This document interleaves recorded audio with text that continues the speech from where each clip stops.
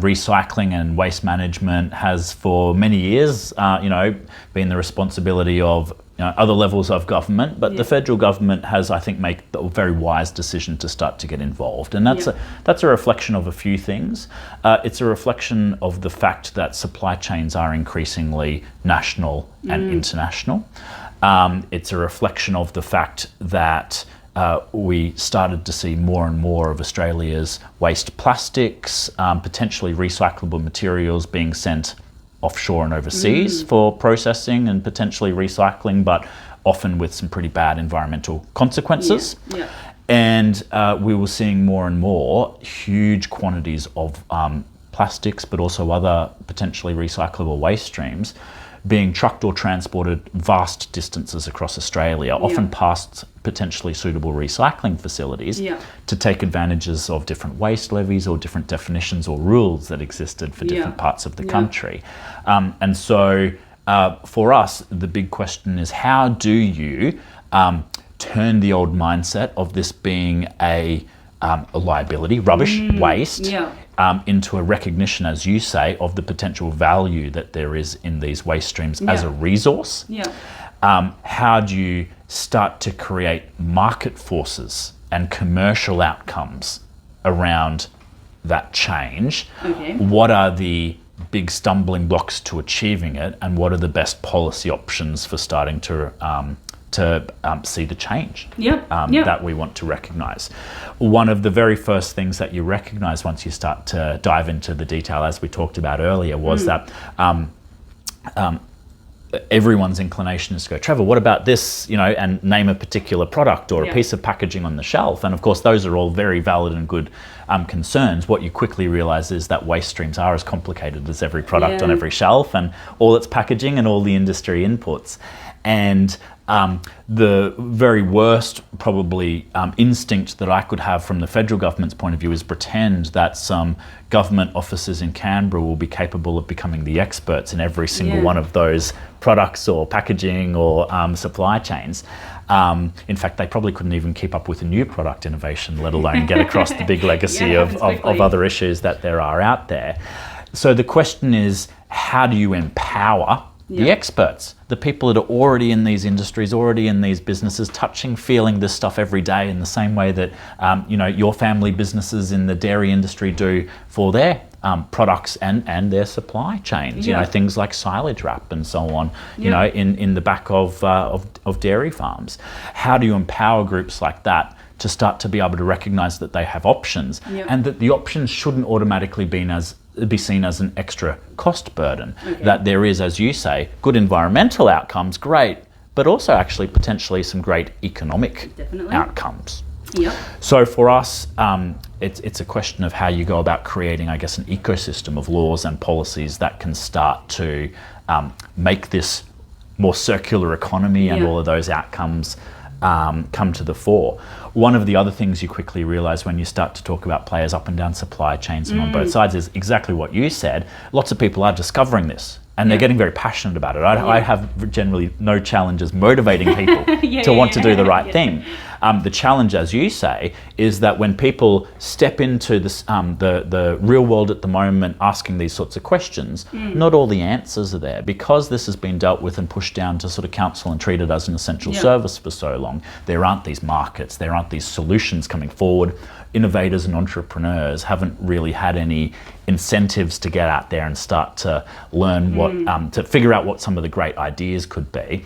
And the number of times I've spoken to people who say, I would love to buy recycled content, but I can't get any locally. And the number of times I've spoken to people who are making packaging and so on locally that say, I would love to invest more heavily in this, but I'm not confident that the buyers will be there. It's true. So I sort of have to simultaneously try to take the next sensible steps on the supply side, building, co-investing in the new facilities as we are now, to do the sorting, the cleaning, the segregating and the processing of recovered plastics and so on out of commingled recycling. At the same time as I've got to work with industries and government alike to start to create the demand signals and start to make people want to buy these products and start to think about it and to sign up to targets for buying it, like many are starting to. And then equally though, we have to think about, where are these people going to find each other? Traditionally, this trade's never occurred in Australia. Okay. What are the platforms, what are the marketplaces where the buyers and the sellers are going to ultimately be able to find each other and know? Exactly. It was a really formative moment for me in this journey when I visited some landfills up in North Queensland, actually. And I talked to the landfill operators. I get to visit all the tips and all the transfer stations and all it's a glamorous, sexy role that I have, right? Organics processing facilities is something else, again, let me tell you, when it comes to the smell. But I was at this landfill and I asked the question that I always do of the operators: what are your big challenges? What are you seeing coming in? And some of the same things that are mentioned in urban areas came up. Batteries can cause fires. There's lots more textiles and clothing than you'd ever think. We're really worried about the future for solar panels when they start to come off roofs in great quantities. But the really interesting thing about one of these North Queensland landfills, where they said, close to half of our landfill is one product. Banana bags. Which is exactly what I wanted to talk to you about. So keep going with that. And you start to think through that, and I think about having met some amazing people in other parts of the world who have created local recycling facilities to take agricultural plastics back, but they need them to be relatively clean and they need them to be relatively homogenous. It's hard for the small scale operators to take all the different stuff that's coming through a council commingled recycling collection bin. But it is a much easier proposition for them to say, well, I know that I'm going to be setting up here in a place where there's these vast quantities of quite homogenous soft plastics coming from insert industry here, bananas, dairy, you name it. But the point is right now, an innovator like that, an entrepreneur, a small business owner who thinks that they know what the answer is, how would they ever find out about that landfill? How would they ever know that that's an opportunity sitting right there for them to get what's currently going into landfill, recognize the value in it, and invest in a local facility that could be taking all of that potentially and more and turning it into a commodity? So these are the big questions that we confront. So can I make a comment? Yeah, please. I've been talking for a long time now, so over to you. It's really interesting. Honestly, this stuff interests me so much, and I don't know why it should, but it definitely it's exciting. Lots of people are realising their secret passion for recycling. Waste. So when I first started this about 2 months ago, I spoke to a very interesting man called Mitch, and he's been in the recycling space for the last 30 years, and he lives in Silkwood, which is a very big banana growing region. And we started talking because him and his cousin, his nephew, who is a molecular scientist, they have developed a prototype of something that would take something like a banana bag, and it would then melt it down into a goo, which they then went and sent off and got it tested at an independent processor, and they looked at it, and it's pure quality recycled plastic. It runs off the same power as a tea kettle. And so all you do is you put something like the banana bag or farm twine, things that are really hard to recycle usually, because they get caught up around the machinery. You put them in the top, it melts it down, and then you get this goo at the bottom. And the biggest frustrations that they had was getting funding. So for them they are a small grassroots innovator. They put all of their money into the prototype, and then they were really wanting government grants or any kind of funding. But the problem for them was either one, you needed to put in 25 to 50% co-funding, which they just didn't have anymore because all the money had gone into the prototype, or you needed to earn so much money every year. So you needed to earn above $1 million every year. But because they're a grassroots innovator, it can be really hard for these little players to get that foothold into the industry. So how do we get around that? Well, I'm not sure that there's a single silver bullet policy solution, but what I can tell you is we've now got a number of funds on the table, both large scale and small scale, targeting a number of different priority areas to try to encourage the commercialization and the rollout of these sorts of technologies. You're right, there are new and emerging technologies that are probably in a trial, learn, commercialize sort of a phase. Equally though, there are some very big waste streams out there in Australia, and there are already off-the-shelf, so to speak, solutions, if you look around the world, for the best state-of-the-art facilities that can do an amazing job if we could invest in them on scale right now. So we've got a number of different funding mechanisms on the table. In fact, quite a number. The Recycling Modernisation Fund, the Modern Manufacturing Initiative. There's a few different tranches in there for big and for small. And we've also got funding for trials and commercialisation, science and research and development. The Recycling Modernisation Fund is probably the biggest funding bucket that's on the table at the moment. It's a co-fund, so the idea is the federal government will put in $1 if the state and territory puts in $1 from their waste levies or elsewhere, and that's matched ultimately by industry by at least $1 too. And you're right, so there's a co-funding expectation.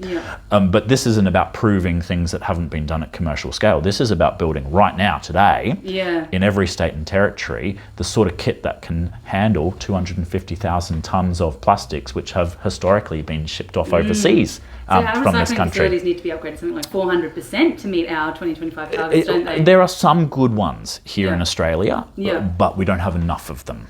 And so sometimes this is about building new facilities, but sometimes it's just about upgrading and retrofitting the existing ones. One of the most exciting new technologies that's there uses spectrometry or lasers essentially, and then a whole lot of mechanics, so that you can do away with relatively expensive labour costs of manual picking and sorting, and it can, very clearly use the spectrometry and say that is a piece of clear PET plastic, or that is a piece of white HDPE, or that is an aluminium can, that is a tin can, and as it does that, as it whizzes down the conveyor belt, it uses jets of air, magnets, eddy currents, technology like that to mechanically separate it so that without it needing to touch human hands possibly at all, you end up with all the perfectly separated tubs of materials, which are no longer a liability. They're an asset because a tub of perfectly sorted aluminium is worth $1,000 and a tub of PET clear plastic is hundreds of dollars, and similarly for HDPE and so on. So that's the sort of thing that the Recycling Modernisation Fund is funding right now. So I can definitely see that going very well into big areas like Sydney, Melbourne, so Brisbane. It's, of course, the first investments and the first dollars for building a market are going to follow where the huge quantities are. And that's something that we understand. It doesn't mean that this is the end. This is the start. As I said, we don't have markets. We don't have enough supply. We don't have much demand. We don't have marketplaces. So I've got to sort of take the next sensible steps at each point. And for me, when there's a dearth of suitable processing facilities around the country, building the first ones that can take the bulk of the waste that's currently being landfilled or going overseas is a great first step. But actually, in saying that though, so if these places are built in Sydney, say these big cities of ours, that is human, like our waste is a lot. But what about, I know that in the budget we want to spend a lot of money growing our regional areas, and particularly in Far North Queensland, really pushing for agricultural industries. I think anyway, we have huge targets for 2030. Yeah, we do. Which is fantastic. So that's going to see a huge increase in our output. But it's also going to see a huge increase in our farm waste. And so even if you're just looking, I know that the government also very much cares about biosecurity, right? And how important that is. So something that these banana farmers were highlighting to me, Will and his uncle Richie were highlighting to me, was the biosecurity and how even farm waste has a part to play in that. So if you think about something like Panama disease. It's in the soil, right? It affects our bananas. We're in a very big banana growing region. That is what's the word I'm looking for? When you pass one thing to the next. A transition? Yeah, transition, that's the word. Transition. It's through the soil, but it's also through things like our farm waste, So if you leave a banana bag is on the banana and it falls onto the ground and then that hits the dirt and then that flies away, that's pushing this disease into another farm, or a bit of twine that's dropped on the ground. Because we're not cleaning up our waste, it affects so many different things. And you think about the potential, when some of that waste at the moment is heading to all sorts of countries overseas, and the potential quarantine and biosecurity issues there are for it to be heading internationally, let alone to the nearest local facilities. Look, lots of the facilities that we're investing in right now are in regional areas. I don't want to say that it's all going to capital cities. In fact, what you tend to find is that even the facilities which are being built to service major population centres aren't actually in the middle of those population centres. You tend to find that they're in the outer metro to regional areas nearby, Yeah. and they're taking sort of, for instance, here in Brisbane, the north side of Brisbane's and some of the northern suburbs and the adjacent sort of regional and rural areas. That seems to be the way that a lot of it's lining up in different states and territories. But we are certainly also thinking about how supply chains can work on a smaller scale for future regional and rural investments.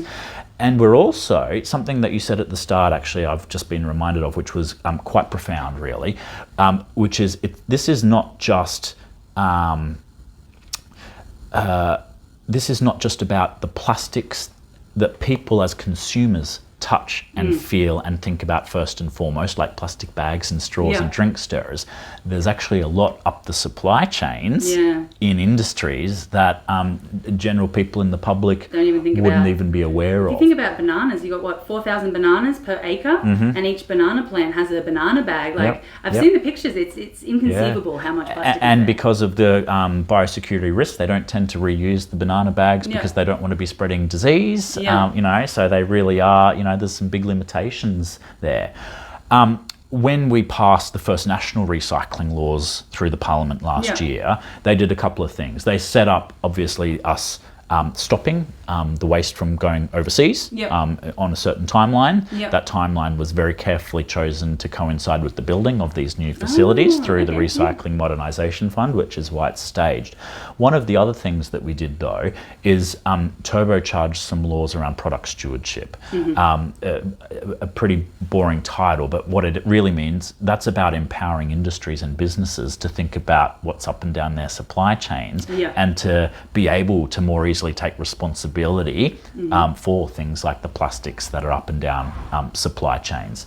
And as we did that, we've actually started to provide a lot of seed funding for some new schemes that are being trialled and developed in different industries, including, you might be interested to know, dairy. All right, go on, tell us more. Well, we've given seed funding of close to $1 million to Dairy Australia to start to build a new recycling scheme for lots of the soft plastics that, like silage wrap and cover and whatever else that's used in the supply chain. So they've set themselves a big target, I think, by 2030 of starting to recover every single piece of silage wrap nationwide. That's a huge target. Well, it is, and it just shows how much willingness there is in different industries and different businesses to start to tackle it.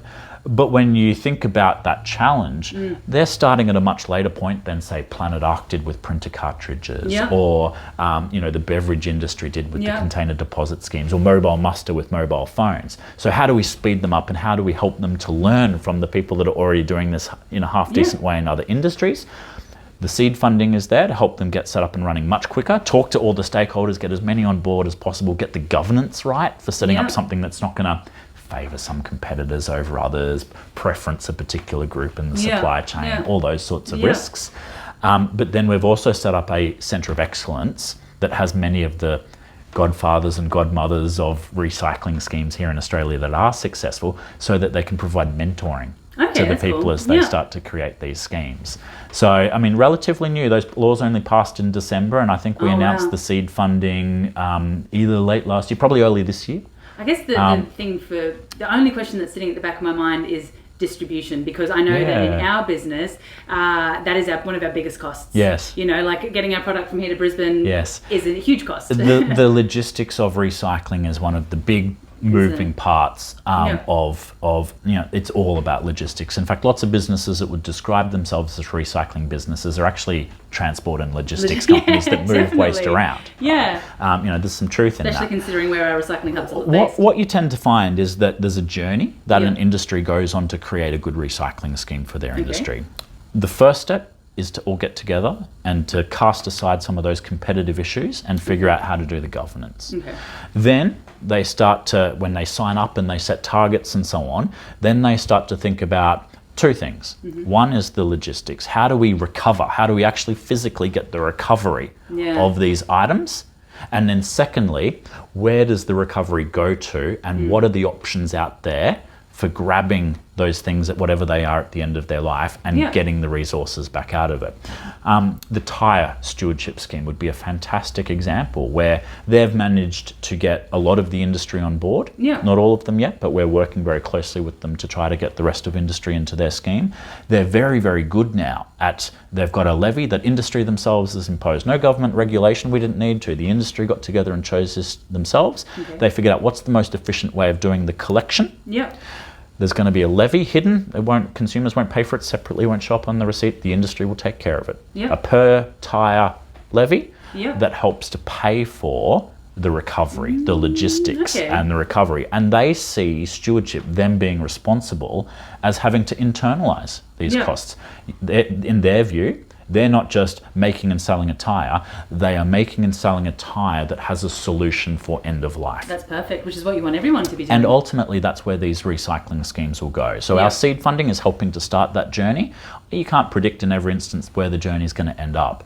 But ultimately, you hope that if there are true costs to be reimbursed, they need to be met somewhere. And the really interesting thing is consumers generally have a high willingness to pay. Yeah. Okay. But what the industry players usually want to know is that things will be done as efficiently Yeah. as possible. That the industry itself will have some control and not just be sort of dictated to from a central government in Canberra, and that it's applied in a way that doesn't give some of them an unfair competitive advantage Than others. over Yeah. others. Yep. So I wanted to talk about two more things. One Yeah. was basically I spoke to Barry Cozier from you know him. Food and Grocery Council, yes. Yeah, exactly. And he was talking to me about the product stewardship of packaging, right? Yes. And so just going back to our own products. Yes. And I understand that what the government is planning on doing is basically putting a tariff on on virgin plastic. So say you buy so much virgin plastic in a year that you have to pay a tax on that. Is that where we're? Well, that is one policy option, but it's probably not. It's not the policy option that's next in line. So, Okay. excuse me. In the same way that I was talking to you about how tyres has managed to set themselves up, we have a recycling recovery scheme for packaging. Yeah. It's existed in the country for a fair while, but most observers would say they've really only sort of found their feet and got going forwards in more recent years. Yeah. They have got all the people, all the big players, Yeah. big players who are responsible for the lion's share of packaging in Australia together in one place. They've set themselves very ambitious targets. Yeah. So by 2025, they want all packaging on Yeah. the shelves in Australia, not just the stuff made here, Yeah. stuff imported too, to be recyclable, reusable or compostable. So that's Okay. all of their packaging by Yeah. that time, for it to have a certain percentage of recycled content in Yep. that packaging, and for actual recovery and recycling rates to hit 70%. And that's a big jump. So industry went out there, the big Yeah. players, and they said, we think that we can do this. And Yeah. so as a government, I want to empower them to do it. Okay. I don't want to dictate it to them from afar. I want to empower them to do it. And so there's a couple of ways that I can do that. So the federal government has officially endorsed those targets, and we've taken it to all the other governments of Australia, embedded it in the national waste policy of the nation. So all the governments have unanimously agreed, yes, those are the 2025 packaging targets for Australia. Yeah. We're working with the packaging scheme right now to formally accredit the scheme, to give it the government stamp of approval, and that will mean that we can work very closely with them on issues of free riding. There are sadly a few very large businesses that aren't fully signed up and supporting that transition and that change yet, so we want to be able to work with that scheme to ensure that issues of free riding are addressed. Yep. And as they work towards those goals, it's really interesting to measure their progress now and to see what's happening. Consumers are only just starting to see the Australasian recycling label start to appear on more and more products, but that in of itself is a little bit of a sign, because in order to get that label there, you've got to get your products assessed for whether they meet these 2025 packaging targets. Oh, okay. And there's a technical committee that does so.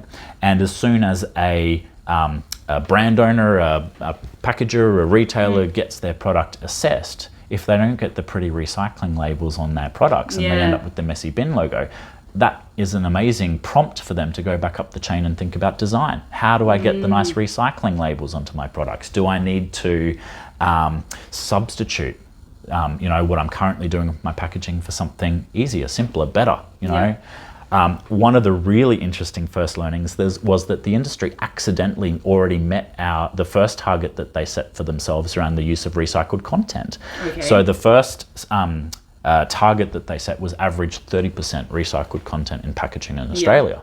And then we measured it, and it turns out they accidentally hit it early.